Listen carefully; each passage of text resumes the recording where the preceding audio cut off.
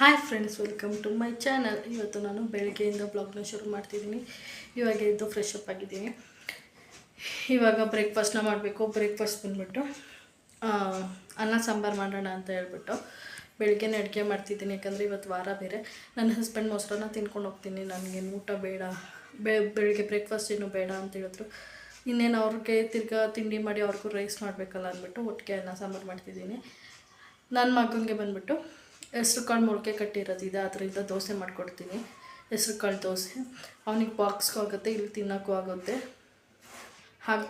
ಹಾಗೆ ವ್ಲಾಗ್ನೂ ಸಹ ಕಂಟಿನ್ಯೂ ಮಾಡ್ತೀನಿ, ಬನ್ನಿ. ಬೆಳಗ್ಗೆನೇ ಇವತ್ತು ಒಂದು ಸೈಡು ಬಸ್ಸಾರು ಮಾಡೋಣ ಅಂತ ಹೇಳ್ಬಿಟ್ಟು ಹುಳ್ಳಿಕಾಳನ್ನ ಮೊಳಕೆ ಕಟ್ಟಿದ್ದೆ, ಅದನ್ನು ಬೇಯೋಕ್ಕೆ ಇಟ್ಟಿದ್ದೀನಿ. ಇನ್ನೊಂದು ಸೈಡು ಬಸ್ಸಾಂಬಾರಿಗೆ ಅಂದ್ಬಿಟ್ಟು ಇಲ್ಲಿ ಒಗ್ಗರಣೆನ ಮಾಡ್ಕೊತಿದ್ದೀನಿ. ಬಸ್ಸಾರು ಎಲ್ಲರೂ ಹೇಗೆ ಮಾಡ್ತಾರೋ ನಾನು ಸಹ ಹಾಗೆ ಮಾಡೋದು. ಇವಾಗ ಬಾಣಲಿಗೆ ಸ್ವಲ್ಪ ಎಣ್ಣೆ ಹಾಕ್ಬಿಟ್ಟು ಈರುಳ್ಳಿ, ಬೆಳ್ಳುಳ್ಳಿ, ಮೆಣಸಿನ್ಕಾಯಿ, ಜೀರಿಗೆ, ಮೆಣಸು, ಹುಣಸೆಹಣ್ಣು, ಸ್ವಲ್ಪ ಕಾಯಿ, ಕೊತ್ತಂಬರಿ, ಹಾಗೆ ಸಾಂಬಾರು ಪೌಡರ್. ನಾನು ಟೊಮೊಟೊನ ಬೇಯಕ್ಕೆ ಹಾಕ್ಕೊಂಡಿದ್ದೆ, ಹಾಗಾಗಿ ಇಷ್ಟನ್ನು ಹಾಕ್ಕೊಂಡು ಚೆನ್ನಾಗಿ ಫ್ರೈ ಮಾಡ್ಕೊತಂದರೆ ಪ್ರೆಷರ್ ಹೋಗೋಷ್ಟರಲ್ಲಿ ಇದು ಸಹ ತಣ್ಣಗಾಗುತ್ತೆ. ಅದಕ್ಕೋಸ್ಕರ ಇವಾಗ ಮೊಳಕೆ ಕಾಳು ವಿಷಲ್ ಬಂತು, ಹಾಗೆ ರೈಸ್ಗೂ ಸಹ ಇಟ್ಟೆ. ಬೆಳಗ್ಗೆ ಹೊತ್ತು ಹಸ್ಬೆಂಡು ಮತ್ತು ಮಕ್ಕಳು ಏನಾದರೂ ಲಂಚ್ ಬಾಕ್ಸ್ ತೊಗೊಂಡೋಗ್ತಾರೆ ಅಂದರೆ ಅವ್ರಿಗೆ ಗೊತ್ತಿರುತ್ತೆ. ಬೆಳಗ್ಗೆ ಲಂಚ್ಗೆ ಬೇರೆ ಮಾಡಬೇಕು, ಮಧ್ಯಾಹ್ನಕ್ಕೆ ಲಂಚ್ಗೆ ಬೇರೆ ಮಾಡಬೇಕು, ಬೆಳಗ್ಗೆ ಬ್ರೇಕ್ಫಾಸ್ಟ್ಗೆ ಬೇರೆ ಮಾಡಬೇಕು ಅಂತ. ಕೆಲವ್ರ ಮನೇಲಿ ಬ್ರೇಕ್ಫಾಸ್ಟ್ಗೆ ಬೇರೆ ತಿಂತಾರೆ ಮತ್ತು ಲಂಚ್ಗೂ ಸಹ ಬೇರೆಯೇ ಮಾಡ್ತಾರೆ. ಬಟ್ ನಮ್ಮ ಮನೇಲಿ ಆ ರೀತಿ ಇಲ್ಲ. ಕೆಲವೊಂದ್ಸಲ ಎರಡೆರಡು ಥರ ಮಾಡ್ತೀನಿ, ಇಲ್ಲ ಅಂತ ಹೇಳಲ್ಲ. ಬಟ್ ಯಾವಾಗಲೂ ನಿಜ ನನ್ನ ಕೈಲಿ ಆಗೋದೇ ಇಲ್ಲ. ಒಂಥರ ತಿಂಡಿ ಮಾಡೋದೇ ನನಗೆ ಸ್ವಲ್ಪ ರಿಸ್ಕ್ ಅನಿಸುತ್ತೆ. ಏನಾದರೂ ಲೇಟ್ ಎದ್ದಿರೋ ಟೈಮಲ್ಲಿ ಒಂಥರ ಮಾಡೋದೇ ನನಗೆ ಅಯ್ಯೋ ಯಾರಪ್ಪ ಮಾಡ್ತಾರೆ, ಟೈಮೇ ಆಗ್ತಿಲ್ವಲ್ಲ ಅನ್ನೋಷ್ಟು ಆಗುತ್ತೆ. ಅದರಲ್ಲೂ ಕೆಲವರು ಎರಡೆರಡು ಥರ, ಮೂರು ಥರ ಎಲ್ಲ ಮಾಡ್ತಾರೆ. ಅದು ಹೇಗೆ ಮಾಡ್ತಾರೋ ಯಪ್ಪ. ಈಗ ಕೆಲವೊಂದು ಮನೆಯಲ್ಲಿ ಹಸ್ಬೆಂಡ್ ತಿಂದಿದ್ದು ಮಕ್ಕಳು ತಿನ್ನಲ್ಲ, ಮಕ್ಕಳು ತಿಂದಿದ್ದು ಹಸ್ಬೆಂಡ್ ತಿನ್ನಲ್ಲ. ಅವ್ರಿಗೆ ಆವಾಗ ಸಪ್ರೇಟ್ ಮಾಡಬೇಕಾಗುತ್ತೆ. ನಮ್ಮ ಮನೇಲೂ ಅಷ್ಟೇ. ಕೆಲವೊಂದು ಇವಾಗ ನನ್ನ ಮಗನಿಗೆ ಉಪ್ಪಿಟ್ಟು ಇಷ್ಟ, ನನ್ನ ಹಸ್ಬೆಂಡ್ ಉಪ್ಪಿಟ್ಟು ತಿನ್ನಲ್ಲ. ಬೆಳಗ್ಗೆ ಬ್ರೇಕ್ಫಾಸ್ಟಿಗೆ ತಿಂತಾರೆ, ಅದು ಬಲವಂತವಾಗಿ ಸುಮ್ಮನೆ ತಿನ್ನಬೇಕಲ್ಲ ಅಂತ ತಿಂತಾರೆ ಅಷ್ಟೇ. ಆ ರೀತಿ ಇತ್ತು ಅಂದಾಗ ಎರಡೆರಡು ಥರ ಮಾಡಲೇಬೇಕಾಗುತ್ತೆ. ಆ ಟೈಮಲ್ಲಿ ನಾನು ಒಂದೇ ಸಲ ಅನ್ನ ಸಾಂಬಾರು ಮಾಡಿಬಿಡ್ತೀನಿ. ಮಧ್ಯಾಹ್ನಕ್ಕೆ ಅನ್ನ ಸಾಂಬಾರು ತೊಗೊಂಡೋಗ್ತಾರೆ, ಬೆಳಗ್ಗೆ ಬ್ರೇಕ್ಫಾಸ್ಟ್ಗೆ ಉಪ್ಪಿಟ್ಟು ತಿಂತಾರೆ ಅಂತ ಹೇಳ್ಬಿಟ್ಟು ಒಂದೊಂದ್ಸಲ ಈ ರೀತಿಯೂ ಆಗುತ್ತೆ. ಇವಾಗ ಕಾಳೆಲ್ಲ ಬಸ್ಸಾಂಬಾರಿಗೆಲ್ಲ ರುಬ್ಕೊಂಡು ಸಾಂಬಾರಿಗೆ ಒಗ್ಗರಣೆ, ಹೇಗಿದ್ರು ಪಲ್ಯಕ್ಕೆ ಒಗ್ಗರಣೆ ಹಾಕ್ತಿದ್ನಲ್ಲ ಅದೇ ಒಗ್ಗರಣೆನ ಸಾಂಬಾರಿಗೂ ಸಹ ಹಾಕ್ಬಿಟ್ಟು ಇವಾಗ ಪಲ್ಯಕ್ಕೂ ಸಹ ಒಗ್ಗರಣೆ ಹಾಕ್ತಿದ್ದೀನಿ. ಇದು ಬಸ್ಸಾಂಬಾರೆಲ್ಲ ಮೊಳಕೆ ಕಾಳು ಸಾಂಬಾರಲ್ಲಿ ಚೆನ್ನಾಗಾಗುತ್ತೆ. ಅಂದರೆ ಮೊಳಕೆ ಕಟ್ಟಿರ್ತೀವಲ್ಲ ಹುಳ್ಳಿಕಾಳು, ಇದರಲ್ಲಿ ಬಸ್ಸಾಂಬಾರು ಮಾಡಿದ್ರೆ ಟೇಸ್ಟ್ ಅಂತೂ ನೆಕ್ಸ್ಟ್ ಲೆವೆಲ್ ಅಂತಲೇ ಹೇಳ್ತೀನಿ. ಬಸ್ಸಾರು, ಮುದ್ದೆ, ಪಲ್ಯ ಏನು ಸಖತ್ತಾಗಿರುತ್ತೆ ಗೊತ್ತಾ. ಇವಾಗ ಬಸ್ಸಾಂಬಾರನ್ನ ಬೇಯಕ್ಕೆ ಇಟ್ಬಿಟ್ಟು ಇವಾಗ ನನ್ನ ಮಗನಿಗೆ ಹೆಸ್ರು ಕಾಳು ದೋಸೆ ಮಾಡೋಣ ಅಂತ ಹೇಳ್ಬಿಟ್ಟು ಮಾಡ್ತಾಯಿದ್ದೀನಿ. ಮೊಳಕೆ ಕಟ್ಟಿಸಿಟ್ಟಿದ್ದೆ, ಅದಕ್ಕೋಸ್ಕರ ಈ ರೀತಿ ಹೆಸ್ರು ಕಾಳು ದೋಸೆ ಎಲ್ಲ ಮಾಡ್ಕೊಡೋದು ಮಕ್ಕಳಿಗೆ ತುಂಬಾ ಒಳ್ಳೆಯದು. ಡಯಟ್ ಮಾಡೋರು ಸಹ ಆರಾಮ್ಸೆ ತಿನ್ಬೋದು. ಇವಾಗ ಒಂದು ಮಿಕ್ಸಿ ಜಾರ್ಗೆ ನಾನು ಒಂದು ಚಿಕ್ಕ ಕಪ್ ಆಗೋಷ್ಟು ಹೆಸ್ರು ಕಾಳು ನನ್ನ ಮಗನಿಗೆ ಒಬ್ಬನಿಗೆ ಮಾಡ್ತಿರೋದು, ಅದಕ್ಕೋಸ್ಕರ.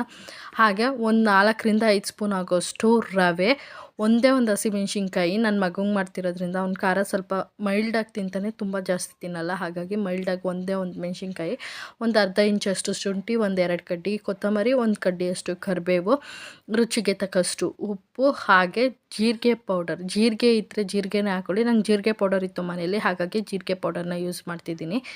ರುಚಿಗೆ ತಕ್ಕಷ್ಟು ಉಪ್ಪು, ಇಷ್ಟನ್ನು ಹಾಕ್ಕೊಂಡು ರುಬ್ಕೊಂಬರ್ಬೇಕು. ಅದು ಫುಲ್ ಫೈನ್ ಪೇಸ್ಟ್ ಆಗಬೇಕು. ದೋಸೆ ಹಿಟ್ಟನ್ನು ಅದಕ್ಕೆ ರುಬ್ಕೊಂಬರ್ಬೇಕು ನೋಡಿ. ಇವಾಗ ನೀಟಾಗಿ ಫುಲ್ ನುಣ್ಣಗೆ ರುಬ್ಕೊಂಬಂದಿದ್ದೀನಿ. ಇದನ್ನು ದೋಸೆ ತವ ಕಾಯಕ್ಕೆ ಇಟ್ಬಿಟ್ಟು ದೋಸೆ ತವ ಕಾದಿದ್ದಾದಮೇಲೆ ದೋಸೆ ಥರನೇ ಸೇಮ್ ಹಾಕೋದು, ಆರಾಮ್ಸೆ ಇದ್ದೊಳುತ್ತೆ.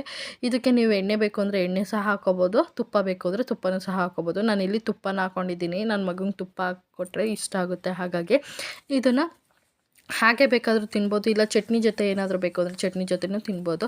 ಸಖತ್ತಾಗಿರುತ್ತೆ ಟೇಸ್ಟ್ ಮಾತ್ರ. ಡಯಟ್ ಮಾಡೋರಿಗೆ ಒಂದು ಒಳ್ಳೆ ರೆಸಿಪಿ ಅಂತಲೇ ಹೇಳ್ತೀನಿ. ಪ್ರೋಟೀನ್ ರಿಚ್ ದೋಸೆ ಅಂತಲೇ ಹೇಳ್ತೀನಿ. ಇಮಿಡಿಯೇಟಾಗಿ ಮಾಡ್ಕೋಬೋದು. ನೈಟ್ ಏನಾದರೂ ಮೊಳಕೆಗೆ ಬರ್ಸೋದೇ ಬೇಡ, ನೈಟ್ ಹೆಸ್ರು ಕಾಳನ್ನ ನೆನೆಸ್ಬಿಟ್ಟು ಬೆಳಗ್ಗೆ ಇಮಿಡಿಯೇಟಾಗಿ ಮಾಡ್ಕೋಬೋದು. ಇವಾಗ ಬೆಳಗಿನ ಬ್ರೇಕ್ಫಾಸ್ಟ್ ಎಲ್ಲ ಮುಗಿಸ್ಕೊಂಡು ಮನೆ ಕೆಲಸ ಎಲ್ಲ ಮುಗಿಸಿ ಕಿಚನ್ ಎಲ್ಲ ಕ್ಲೀನ್ ಮಾಡಿಕೊಂಡು ಕಸ ಗುಡಿಸಿ ನೆಲ ಒರೆಸಿ ನಾನು ಫ್ರೆಶ್ ಅಪ್ ಆಗಿ ಇವಾಗ ದೇವ್ರ ಮನೆಯನ್ನು ಕ್ಲೀನ್ ಮಾಡ್ತಿದ್ದೀನಿ. ದೇವ್ರ ಮನೆ ಕ್ಲೀನ್ ಮಾಡೋ ದಿನ ನನಗೆ ಅಂತೂ ಎಷ್ಟು ಕೆಲಸ ಮಾಡಿದ್ರೂ ಮುಗಿಯುತ್ತೆ ಅಂತ ಅನ್ಸೋದೇ ಇಲ್ಲ. ಯಾಕಂದರೆ ಒಂದು ಸ್ವಲ್ಪ ಕ್ಲೀನಿಂಗ್ ಜಾಸ್ತಿ ಇರುತ್ತಲ್ವ, ಹಾಗಾಗಿ ಡೈಲಿ ಅಷ್ಟಿರಲ್ಲ. ದೇವ್ರ ಮನೆ ಕ್ಲೀನ್ ಮಾಡಿದಾಗಂತೂ ಸ್ವಲ್ಪ ಕೆಲಸ ಜಾಸ್ತಿ ಅಂತಲೇ ಅನಿಸುತ್ತೆ. ಆ ಟೈಮಲ್ಲಿ ನಾನು ಒಂದೊಂದ್ಸಲಿ ಬೆಳಗ್ಗೆನೇ ಸಾಂಬಾರು ಮಾಡ್ಕೊಂಬಿಡ್ತೀನಿ. ಇವತ್ತು ಸಹ ಅಷ್ಟೇ ಅದೇ ರೀತಿಯೇ ಪ್ಲ್ಯಾನ್ ಮಾಡಿಕೊಂಡು ಬೆಳಗ್ಗೆನೇ ಸಾಂಬಾರು ಮಾಡ್ಕೊಂಬಿಟ್ಟೆ. ಇವಾಗ ದೇವ್ರ ಮನೆಯನ್ನು ಕ್ಲೀನ್ ಮಾಡ್ಕೊತಿದ್ದೀನಿ. ದೇವ್ರ ಮನೆ ಎಲ್ಲ ಕ್ಲೀನ್ ಮಾಡಿಕೊಂಡು ಇವಾಗ ದೇವ್ರ ಪಾತ್ರೆಗಳನ್ನ ತೊಳ್ಕೊತಿದ್ದೀನಿ. ನಾನು ದೇವ್ರ ಪಾತ್ರೆ ತೊಳೆಯೋಕ್ಕೆಲ್ಲ ಪೀತಾಂಬರಿನೇ ಯೂಸ್ ಮಾಡೋದು. ಯಾಕಂದರೆ ಬೇಗ ನೀಟಾಗಿ ಕ್ಲೀನ್ ಆಗುತ್ತೆ ಅಂತಲೇ ಹೇಳ್ಬೋದು. ನಾನು ಯಾವಾಗಲೂ ಪೀತಾಂಬರಿನೇ ಯೂಸ್ ಮಾಡೋದು. ನಾನು ಈ ರೀತಿ ದೇವ್ರ ಪಾತ್ರೆಗಳನ್ನ ತೊಳಿತೀನಿ ಅಂದಾಗ ಸಿಂಕ್ ನೀಟಾಗಿ ಕಂಪ್ಲೀಟಾಗಿ ಕ್ಲೀನ್ ಮಾಡಿ ಒಂದು ಪಾತ್ರೆ ಇಲ್ದಂಗೆ ತೊಳೆದು ಆಮೇಲೆ ಸಿಂಕ್ನ ನೀಟಾಗಿ ವಾಶ್ ಮಾಡಿಕೊಂಡು ಆಮೇಲೆ ದೇವ್ರ ಪಾತ್ರೆಗಳನ್ನ ತೊಳೆಯೋದು. ಹಾಗೆ ದೇವ್ರ ಪಾತ್ರೆಗಳು ತೊಳೆಯೋಕ್ಕೆ ಸಪ್ರೇಟ್ ಸ್ಕ್ರಬ್ಬರು ಮತ್ತು ಬಾಕ್ಸ್ನ ಇಟ್ಟಿರ್ತೀನಿ. ದೇವ್ರ ಪಾತ್ರೆ ತೊಳೆಯೋ ಇದರಲ್ಲಿ ಇಡಲ್ಲ, ಸಪ್ರೇಟಾಗಿ ಇಟ್ಟಿರ್ತೀನಿ. ಇವಾಗ ದೇವ್ರ ಪಾತ್ರೆಗಳನ್ನೆಲ್ಲ ತೊಳ್ಕೊಂಡು ನೀಟಾಗಿ ಪೂಜೆಗೆ ರೆಡಿ ಮಾಡಿಕೊಂಡು ಪೂಜೆನೂ ಸಹ ಮಾಡಿದ್ದಾಯಿತು. ಗುರುವಾರ ನಾನು ಪ್ರತಿ ಗುರುವಾರನಲ್ಲ 15 ಡೇಸ್ಗೊಂದ್ಸಲಿ ದೇವ್ರ ಮನೆಗಳನ್ನ ಕ್ಲೀನ್ ಮಾಡೋದು. ಹೂವು ಚೇಂಜ್ ಮಾಡ್ತಿರ್ತೀನಿ ಅಷ್ಟೇ. ಡೈಲಿ ಬೆಳಗ್ಗೆ ಸಂಜೆ ಪೂಜೆ ಇರುತ್ತೆ. ಪೂಜೆ ಎಲ್ಲ ಮುಗಿಸ್ಕೊಂಡು ಗುರುವಾರ ಆಗಿರೋದ್ರಿಂದ ರಾಯರ ಮಠಕ್ಕೂ ಸಹ ಹೋಗಿ ಬಂದ್ವಿ. ರಾಯರ ಮಠಕ್ಕೆ ಹೋದರೆ ಏನೋ ಒಂಥರ ಪಾಸಿಟಿವ್ ವೈಬ್ಸು, ಕಾಮಾಗಿರ್ಬೋದು. ಅದಕ್ಕೋಸ್ಕರ welcome to my YouTube channel. Please subscribe my YouTube channel. I subscribe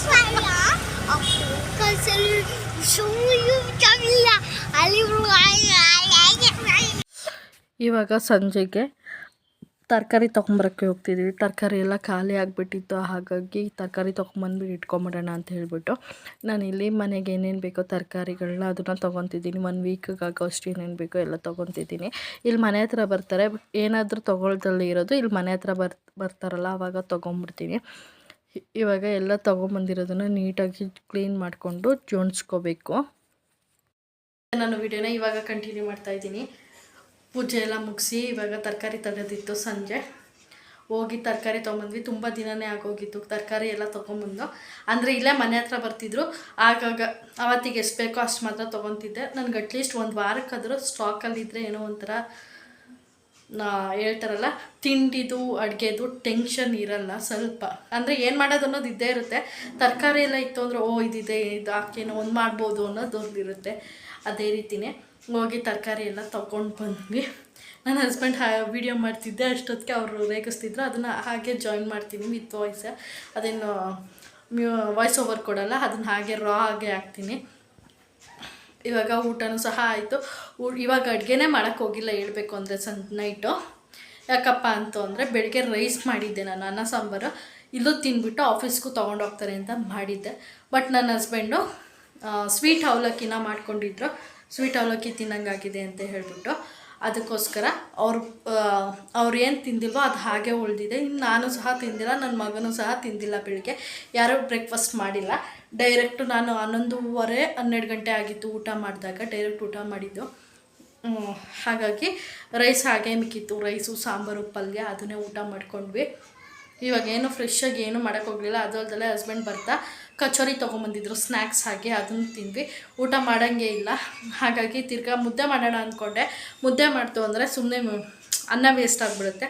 ಅದಕ್ಕೋಸ್ಕರ ನನಗೇನು ಮುದ್ದೆ ಬೇಡ ಅಂತ ಹೇಳಿದ್ರು. ಸರಿ ಆಯಿತು ಅಂದ್ಬಿಟ್ಟು, ಹೇಗಿದ್ರು ರೈಸ್ ಇದೆಯಲ್ಲ ಅದೇ ಆಗುತ್ತೆ, ತಿರ್ಗಾ ಏನು ಮಾಡೋದು ಅಂತ ಹೇಳ್ಬಿಟ್ಟು ಅದನ್ನೇ ಇವಾಗ ಸರಿ ಮಾಡ್ತೀನಿ. ಇವತ್ತಿನ ವೀಡಿಯೋನ ನಾನು ಇಲ್ಲಿಗೆ ಎಂಡ್ ಮಾಡ್ತಿದ್ದೀನಿ. ಈ ವಿಡಿಯೋ ಏನಾದರೂ ಇಷ್ಟ ಆದರೆ ಪ್ಲೀಸ್ ಲೈಕ್ ಮಾಡಿ. ಇನ್ನೂ ಯಾರೆಲ್ಲ ನನ್ನ ಚಾನಲ್ನ ಸಬ್ಸ್ಕ್ರೈಬ್ ಮಾಡಿಲ್ವೋ ಪ್ಲೀಸ್ ಸಬ್ಸ್ಕ್ರೈಬ್ ಮಾಡಿ. ಹಾಗೆ ಪಕ್ಕದಲ್ಲೇ ಕಾಣಿಸುವ ಬೆಲ್ ಐಕಾನ್ನ ಕ್ಲಿಕ್ ಮಾಡಿ. ಆವಾಗ ನಾನು ಯಾವಾಗಲೇ ವೀಡಿಯೋಸ್ ಅಪ್ಲೋಡ್ ಮಾಡಿದ್ರು ನಿಮಗೆ ನೋಟಿಫಿಕೇಶನ್ ಬರುತ್ತೆ. ಪ್ಲೀಸ್ ಸಬ್ಸ್ಕ್ರೈಬ್ ಮಾಡಿ. Thank you for watching. ಮತ್ತೊಂದು ವೀಡಿಯೋ ಜೊತೆ ಸಿಗ್ತೀನಿ. ಅಲ್ಲಿವರೆಗೂ ಟೇಕ್ ಕೇರ್, ಬಾಯ್.